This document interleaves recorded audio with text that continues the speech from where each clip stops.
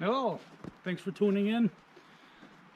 As you'll see in the video, I did some snow blowing with my Massey Ferguson 2610 TLB. I've got a 60-inch Meteor snow blower attached to it. I just bought that this past summer used. I tried it once before in a dry snow and it worked fine. This snow we got yesterday is a very heavy, very wet snow with a lot of ice in it, so it's like moving concrete. So you'll see that there's a few times where the tractor was struggling to push it. It's like trying to push concrete.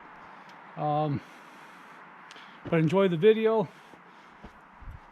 Give it a thumbs up, thumbs down, whatever you think. Feel free to comment and enjoy the video. Thank you.